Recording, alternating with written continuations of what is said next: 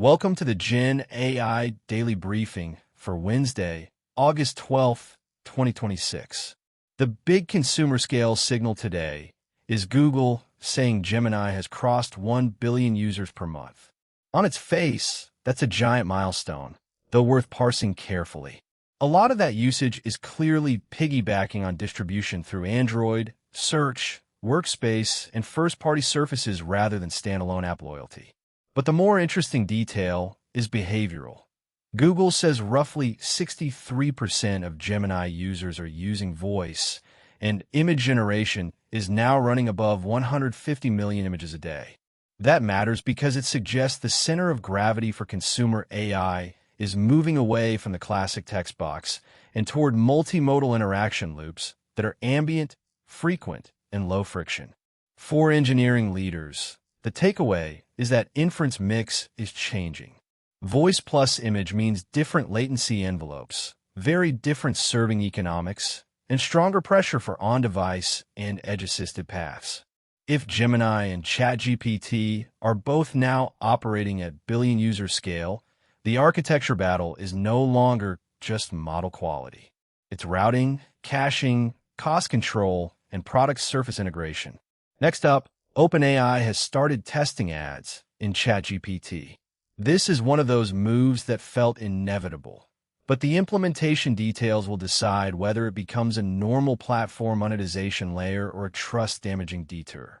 OpenAI says ads will be clearly labeled, separated from answer generation, and governed with privacy controls. Fine. The hard question is not labeling. It's incentive alignment. Once ad revenue matters, product teams tend to optimize for session depth, commercial intent detection, and category expansion. That can subtly shape ranking, conversation flows, and tool suggestions, even if the core answer model is technically firewalled. The broader market read is that the foundation model business is still searching for a stable mass market revenue model beyond subscriptions and API usage. If ads work, that helps subsidize the free tier and broadens reach. If they don't, we likely get more aggressive feature gating or bundled enterprise cross-subsidies. Either way, AI assistants are converging with search-era monetization logic faster than many people expected. On the enterprise side, OpenAI also pushed its Daybreak cybersecurity models into AWS via Bedrock. That's strategically important. Security is one of the clearest agentic use cases because the workflow is already structured around detection, triage, investigation, and remediation, with a lot of repetitive language plus tool interaction. Putting Daybreak on Bedrock lowers procurement friction for enterprises that want specialized models but don't want to build direct provider relationships everywhere. It also reinforces the emerging pattern that model vendors increasingly need to meet customers inside the major cloud control planes, not just via first-party APIs. Technically, cyber models are a good proving ground for tool use because they require retrieval over logs, high recall, action recommendation, and careful calibration under uncertainty. If these models get traction, expect the next step to be tighter coupling with SIEMs, ticketing, and sandboxed execution systems rather than just analyst copilots. Worth flagging on the startup front, River AI, founded by xAI co-founder Igor Babuschkin, reportedly raised $1.1 billion essentially out of the gate. The company is pitching personal agents, which sounds broad to the point of cliché, but the financing is the story. Investors are still willing to pre-fund AI companies at extraordinary scale before product-market fit is visible if the founder pedigree and market narrative are strong enough. That tells you two things. First, capital continues to cluster around the belief that the next control point is the agent layer, not just the model layer. Second, there's still a premium on teams perceived as being able to integrate frontier model behavior, infra, and consumer product design under one roof. The skepticism here is obvious. Personal agents is not a category. It's a bundle of unsolved problems around memory, permissions, identity, and long-horizon reliability. but the money suggests markets are willing to underwrite those unknowns. Staying with Anthropic, there are two notable developments. One is practical.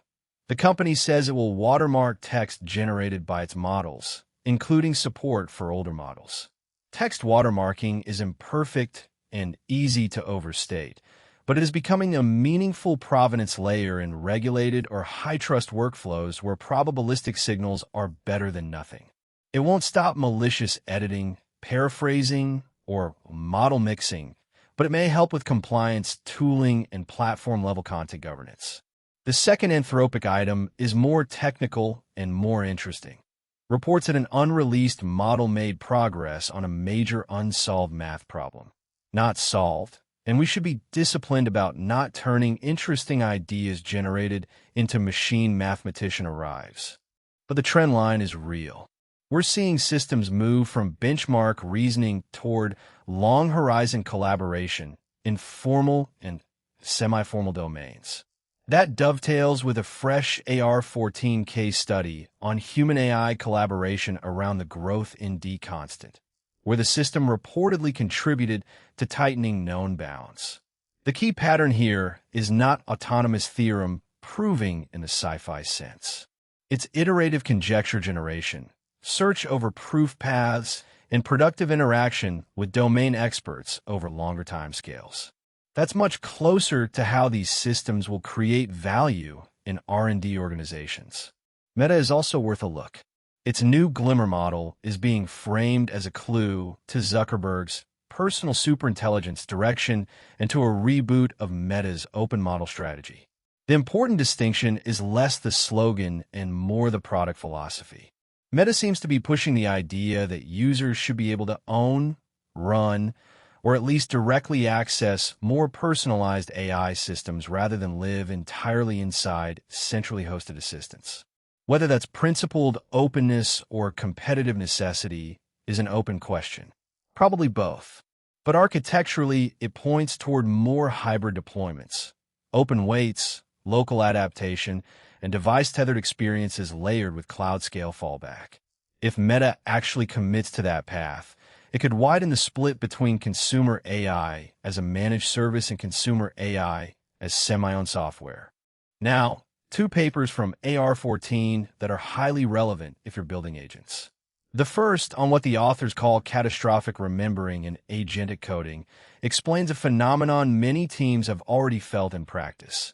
Instruction files like Claude.md grow without bound because adding another cautionary node is cheap, but removing one is risky once the original reason has been forgotten. It's the inverse of catastrophic forgetting. Operationally, this turns agent memory into a garbage heap of sticky instructions that increase prompt cost, latency, and maintenance burden. A companion paper, SkillZip, proposes compressing accumulated agent skills by identifying reusable structure rather than treating everything as flat prompt text. I think this is an underappreciated engineering problem. Agent systems are starting to look less like single prompts and more like living operational manuals. Without memory compaction, retrieval discipline, and instruction lifecycle management, these systems become slower and less reliable over time. The second paper targets GUI agents with a test-time, self-evolving approach for visual grounding. The idea is to let a deployed model improve on unseen interfaces using a loop of exploration, evaluation, reflection, and internalization, without relying on labeled ground truth.